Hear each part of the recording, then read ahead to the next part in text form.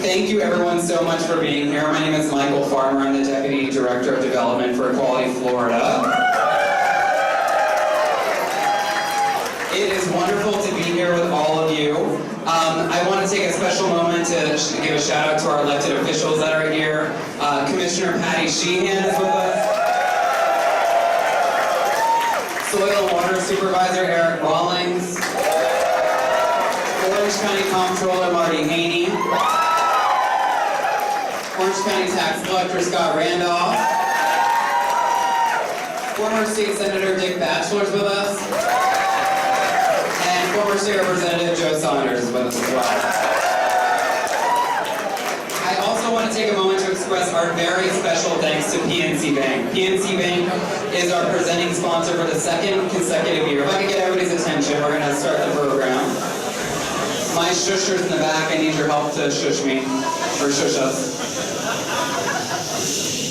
Oh, thank you. That's so nice. Silence is golden. So PNC Bank, I want to say a special thank you to them. They are presenting sponsors, $50,000 sponsors. PNC Bank is a model company in support of LGBT equality. They are dedicated to diversity and inclusion, and they are ranked top on HRC's Corporate Equality Index. PNC Bank has had domestic partner benefits since 2003, long before that was common practice, and they've partnered with dozens of LGBT organizations, including Out for Work, Land Illegal, and Equality Florida. Thank you so much, PNC Bank. And so, without further ado, I want to invite up the people who have really put their heart and soul into making this event come together. We have an amazing committee of people, our steering committee. If you're on the steering committee, you can kind of come up and line up here. But I want to invite to the stage our co-chairs of this year's steering committee who have planned this event, Mr. Danny Humphreys and Ms. Nancy Jacobson. Please give them a warm round of applause.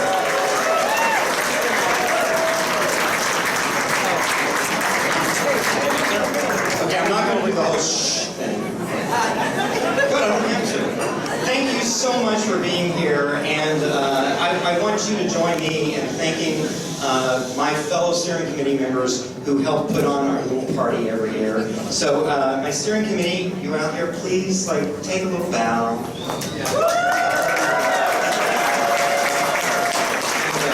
We're going to have a great evening tonight. Again, thank you so much for being here. And Nancy, you want to help? Thank some other people as well. We'd also like to thank our host committee for this event, and they're scattered out throughout the audience. Would you wave so people can see and be sure to say hello? We've got an especially energetic host committee this year, I think. And also, I'd like to thank somebody that doesn't get thanked often enough, the two people who guide us through the steering committee all year long, Michael Farmer and Ida Escamani.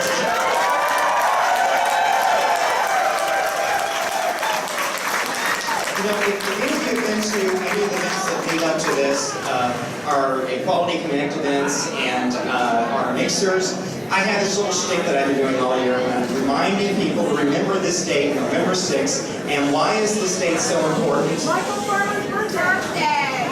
It's Michael Farmer's birthday! Soil and Water Commissioner Eric Rawlings is going to sing happy birthday to him. I don't know what he's like to say.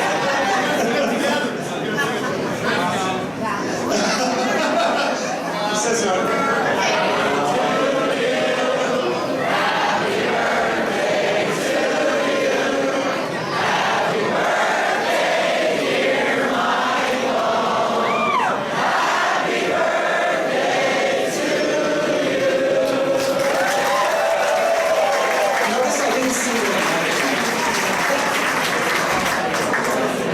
So much. All right, back to me. All right. So,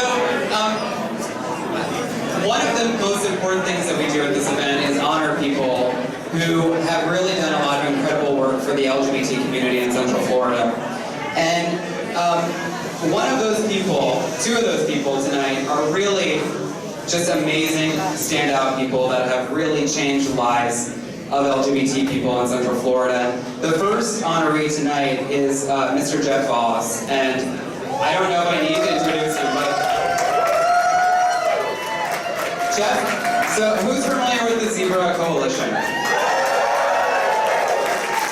So Jeff Foss is one of the founders of the Zebra Coalition, a very amazing and important organization that is doing incredible work to make sure that LGBT youth who may be experiencing homelessness or other issues have a safe place to come. And it's an organization that we are so blessed to have here in Central Florida that is really unique to the Southeast and really in the country. And Jeff is one of the people that was instrumental in making that organization come alive. And so I hope you will join me in giving a warm welcome to Jeff Foss.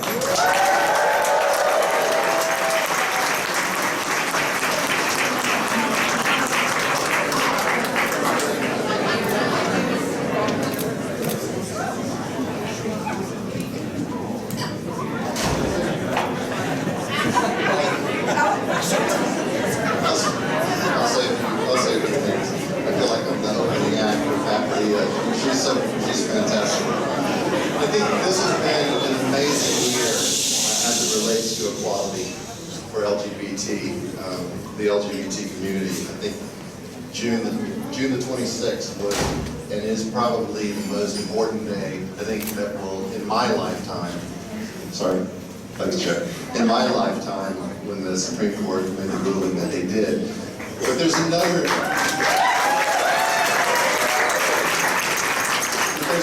important date that I don't know if any of you remember. Some people were probably there, but this goes back to June 28, 1969.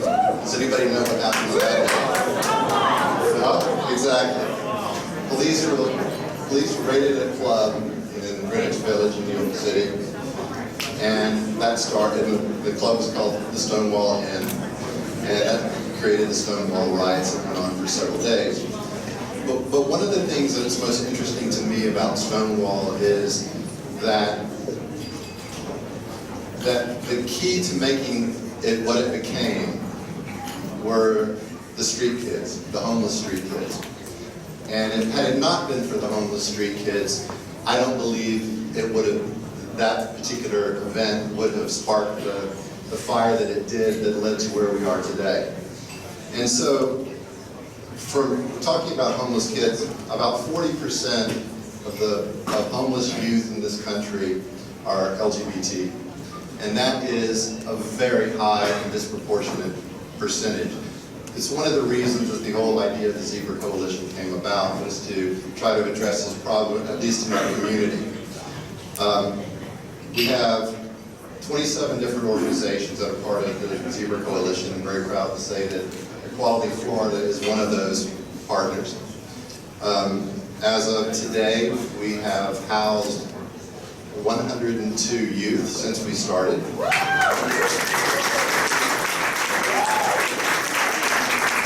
have just gone over 400 youth that we've provided services for, whether it's homes, medical attention, counseling, various services and programs that we offer. And I wanted to make one point. Heather Wilkie is standing right over here. Heather is the Coalition director, and very, very proud of everything she's done as well. So, thank you very much for this. I really appreciate it. I can't thank you enough.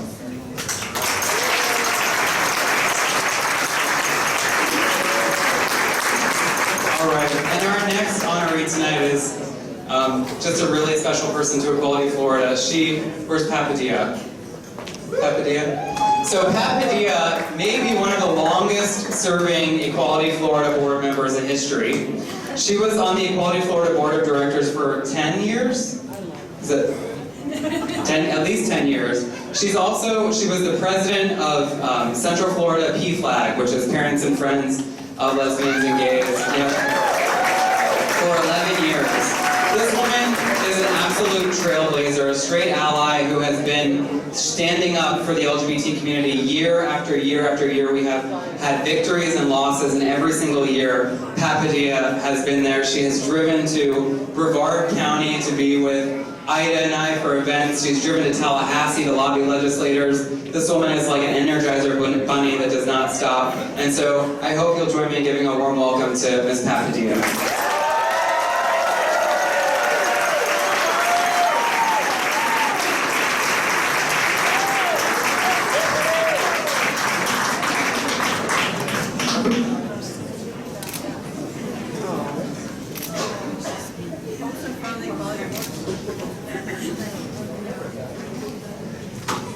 Oh my goodness, I am a nervous wreck. I cannot thank all of you being here tonight to support Equality Florida. Thank you so much. And I'm kind of pinching myself and thinking it must be in a dream because I can't believe that I am up here tonight. But some of you who know my story, I was 49 years old when I met the first gay person in my life that I was aware of. I was actually just oblivious to the LGBT community. And Eric is here with me tonight. I don't want to embarrass him, but he just told me a minute ago that he is gay zero in my life.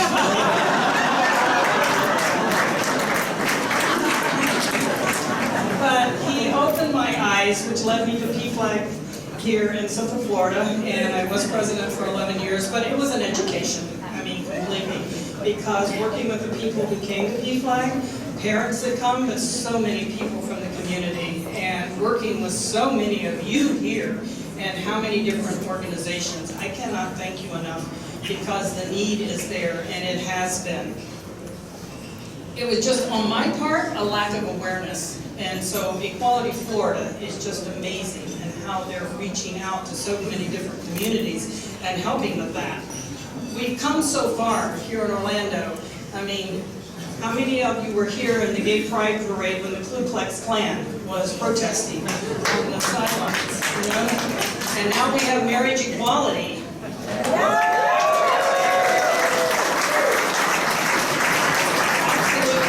Amazing.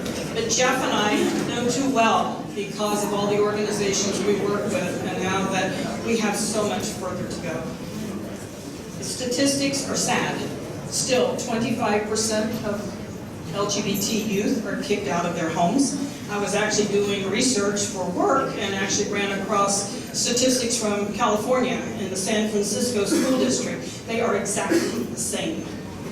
25% of the kids are kicked out. The bullying that goes on in schools, the suicide attempts, and the suicides, which is just heartbreaking, are still, the statistics are the same. They have not changed in all that we have been doing and all the progress that we have made. Equality Florida is out there bringing that awareness. I mean, there are so many events that they are out signing people up, and every time I just think they're bringing more people in, even from the LGBT community, that aren't aware of so much that goes on, especially in the transgender community. In PFLAG right now, we have more people coming to PFLAG, parents and persons from the transgender community, than gay and lesbian. And I mean, it's just absolutely amazing the things that come out.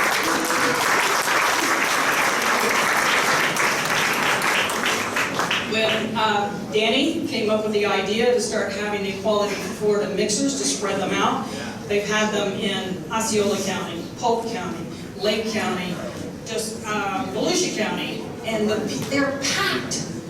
They are absolutely packed with the LGBT community and allies. I mean, it means so much to spread the awareness, to get people out and let them know that we still have issues that need to be addressed. There is, in Tallahassee, we've had Mallory and Carlos and Hannah working up there. Absolutely amazing. Tallahassee do not know what they've done. They are absolutely amazing. Sign up for lobby days. Yes. You will make a difference. I mean, when I have been up there, it's amazing to see that who you're talking to, they really, when they hear the personal stories, that's what makes a difference. Go there. Honestly, it will make a difference.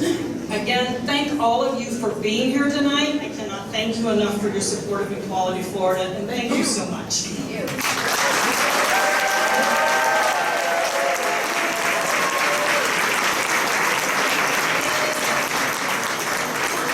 All so the next person I get to introduce is Equality Florida's CEO, Nadine Smith. And Nadine has been just an incredible fighter for LGBT equality. She probably, I don't know if I'm supposed to tell this story, but when Equality Florida first formed, Nadine used to, we had 2.5 staff maybe or something like that, and barely any money to put Nadine up when she was our chief lobbyist in Tallahassee, and she camped out in a van outside the Capitol. That's how much she believed in this work.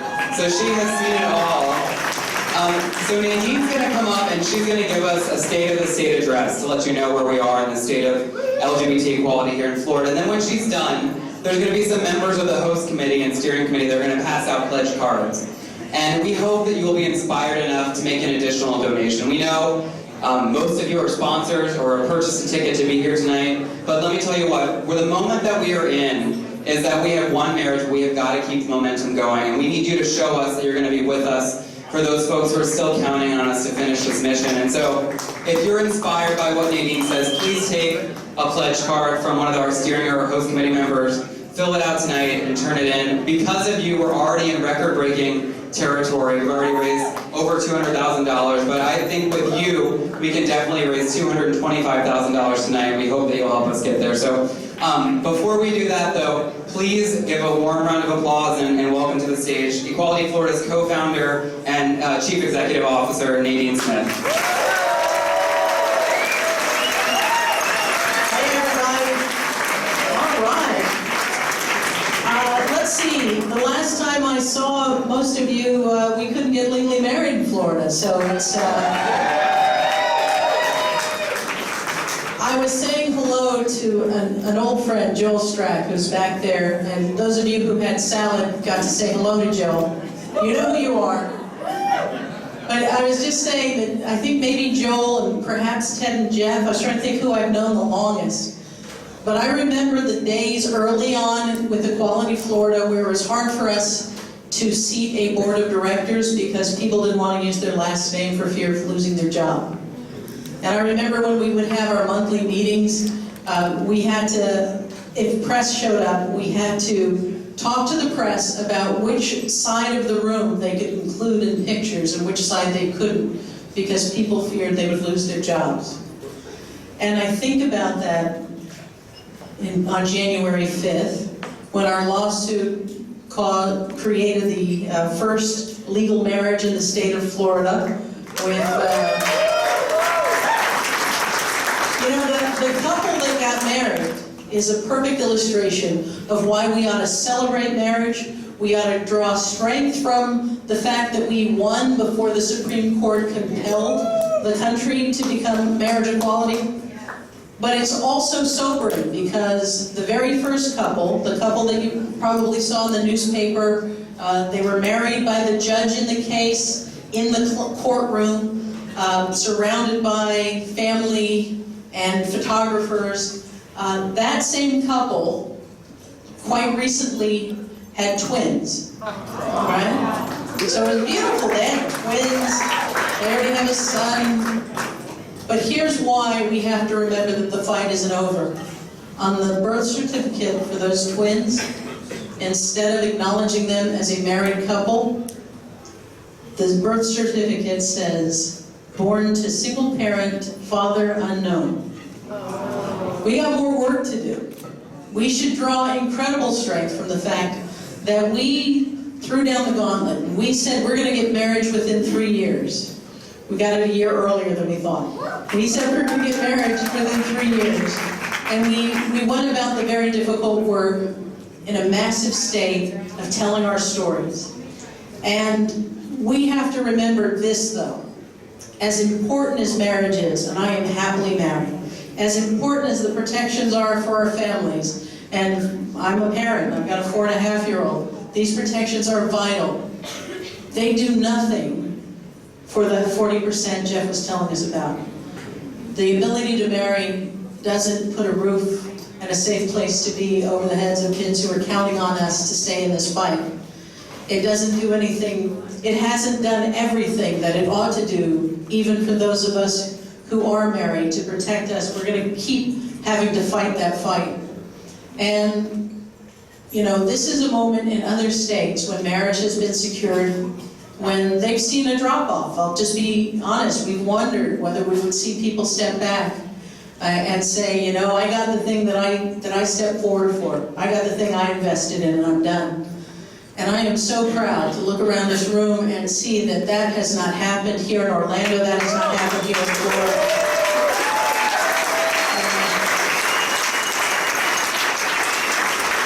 You know, I've been doing this for a little while, and people sometimes ask me, do you ever get burned out? Because it's kind of, you know, it's tough being in rooms where people say awful things about us.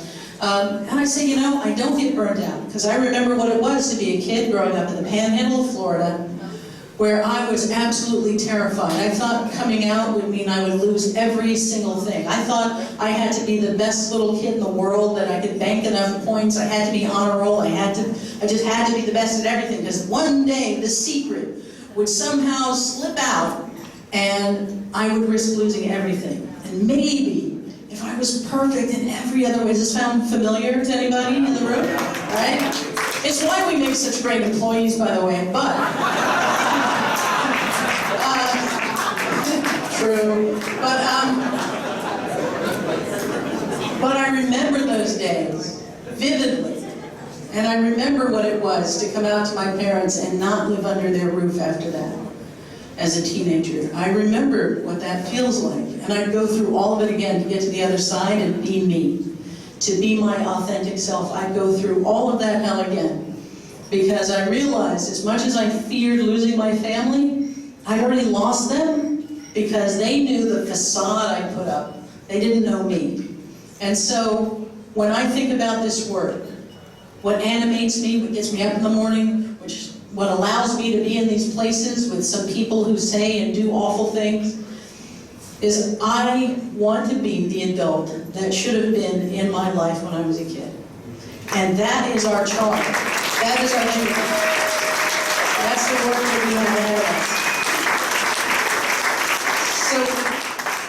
So I tell you all that because we're heading into some turbulence. I know we're all still pretty sky high on the marriage victory, and we should be. And we really should be proud of the fact that Florida got there before the Supreme Court, because we were part of the narrative that said to the Supreme Court, the country is ready. A southern state like Florida, a microcosm in the United States, has become a marriage equality state. And that mattered in the message, in the overall narrative of where our country was. And so we should be very proud of that. And so I say that because Florida has in many ways become a model of how you win in southern states and how you win in red states. I'm proud of the fact that we have carved out victory after victory at the local level. Now 56% of Floridians live in places where gender identity and expression and sexual orientation are embedded in the local non-discrimination policy. And I gotta tell you, hats off to Central Florida in particular. I mean, Mascot, you know, Leesburg, Osceola County. This part of the state is really delivering a message that we can win anywhere. Mascot, we can win anywhere. Right? And it's firing people up, it's inspiring people. In my hometown, Panama City, home of Girls Gone Wild, they're ready to take out the gauntlet. So it's important. I don't ever want to diminish what we've done collectively as a country and as a state around marriage. I just want to make sure we never, ever allow ourselves to step back, to lean back, to rest on those laurels without understanding how much is at stake for so many people. Now, one of the things that I'm always thrilled about when I come to Orlando is I'm also, not only am I animated in this work by the personal healing that comes from realizing my life is worth fighting for and your life is worth fighting for, but I also get to work with people as donors, as volunteers, and as staff who are amazing. And I mean that quite sincerely. People who are absolutely stellar, who care about something bigger than themselves. You know, Joe Saunders, I know he was introduced earlier as a former state rep, but he is somebody who's doing amazing work and taking a lot of what we've done here in Florida, now on staff with the Human Rights Campaign. And we are very proud. We're really proud of that.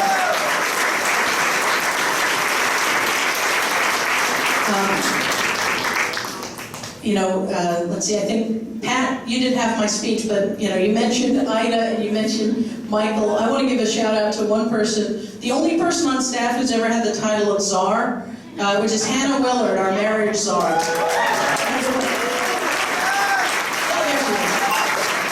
We had to give her that name because there were so many things going on with marriage.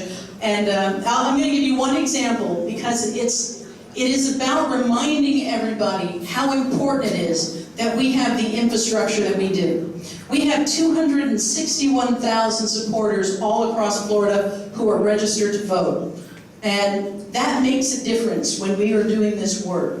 So at a critical moment, when the clerks of court in Florida began getting advice that told them they didn't have to listen to Judge Hinkle's order and that the case only had to do with the couples in that lawsuit and that no clerk needed to conduct marriages, and in fact, if they did, they could lose their job and face jail time. That was the message from one of the largest law firms in the state.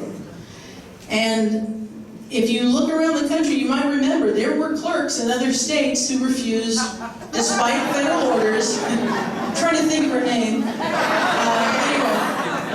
But she wasn't alone. She was just the last one standing. But we could have been that place in Florida. And if it wasn't for the amazing lawyers that we had, the folks at Carlton Fields, the leadership of the National Center for Lesbian Rights, Mary Meeks here locally.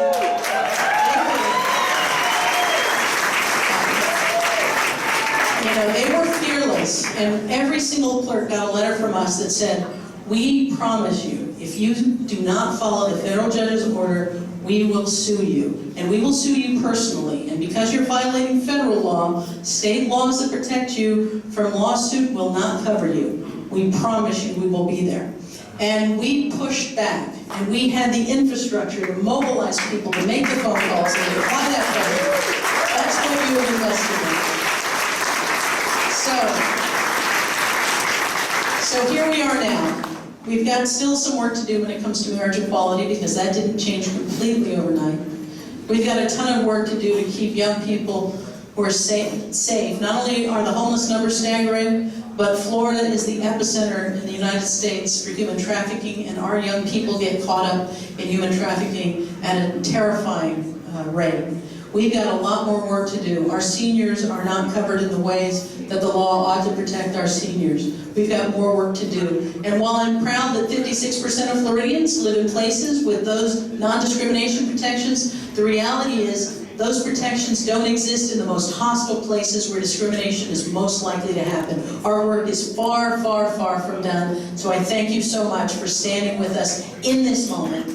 And then here's the other thing. We said we were going to go after marriage, and we also said when we got marriage, we would experience a backlash. And it is right on time. It has arrived. We saw what happened in Houston. I know that made a lot of headlines. But we're experiencing a backlash here in Florida these last two sessions. Shout out to Carlos, who has led the charge in Tallahassee. We hope to soon send them to Tallahassee with a new title. I'll tell you, if someone had said to me, next session, despite the fact that they've introduced this really hateful anti-trans bathroom bill, that they've introduced a bill that would be a backdoor way of discriminating when it comes to adoption, if someone said, do you think you'll be able to stop both of those bills despite the anti-marriage backlash and at the same time formally repeal the adoption ban that remains in statute despite being struck down by the courts, I would have told that person they were crazy. I may have called Carlos crazy a couple, I can't remember, but that's what happened, and he led the charge, and he fought like that.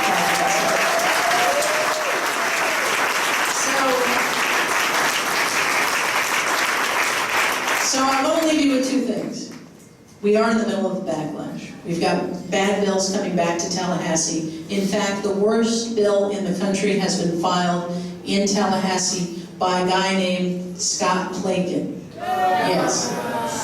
You may know him. He's from around these parts. And if you think of every bad bill that has been filed anywhere in the country, and you threw it into a blender, and then smeared it on a piece of paper, that's the bill Scott Plankin has filed. It goes so far that it could allow medical assistance to be denied to a person based on sexual orientation or gender identity. Its intention is to repeal significant portions of those hard-fought local victories, including the ones right here. So we've got a big fight ahead of us.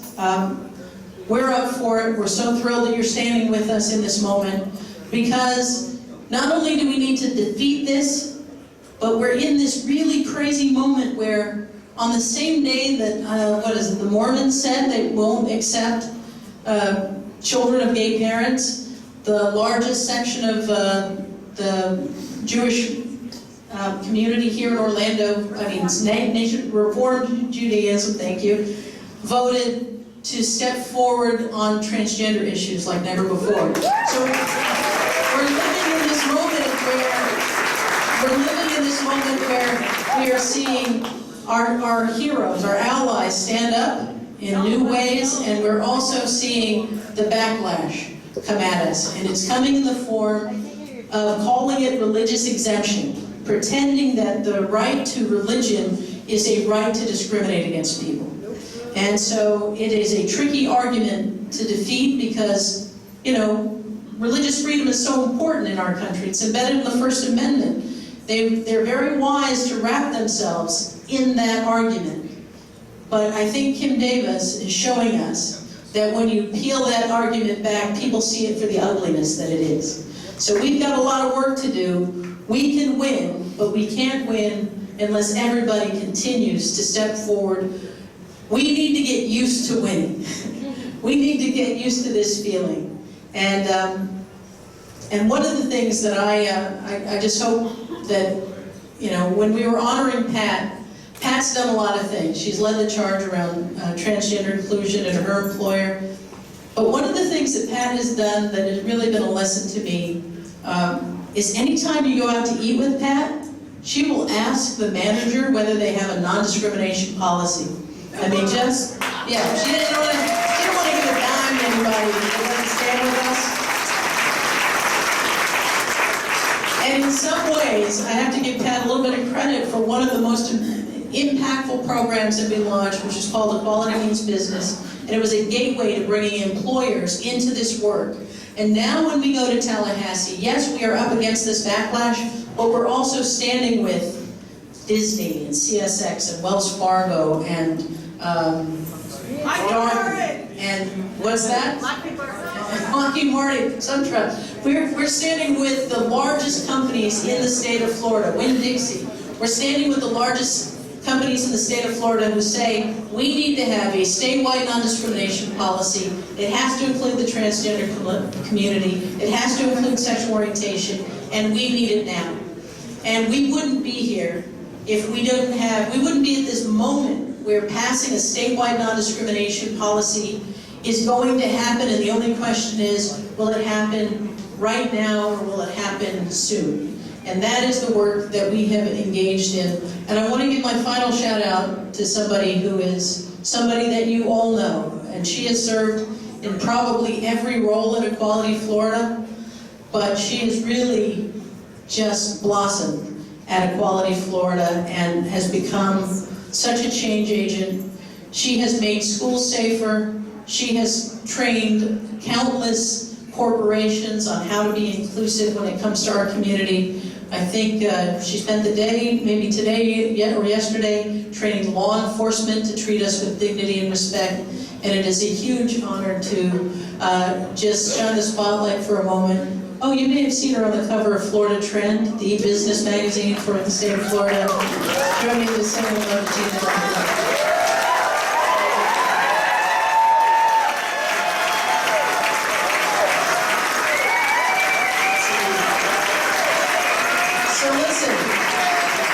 I'm about to say goodnight, so give me 18 seconds of your time.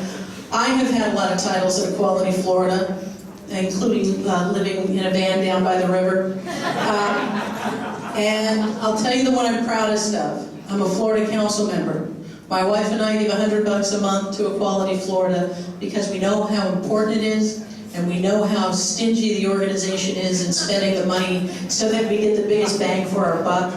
And I want to ask you to do two things. If you see somebody with a Florida Council pin on, give them a hug, because 80% of the funding of Equality Florida comes from the people who have those pins on their lapel. And I want to invite you to join them. We have a sponsors event right before this, and we say it's to thank our sponsors, and it really is, because that is the moment when we know how many Florida council members we have.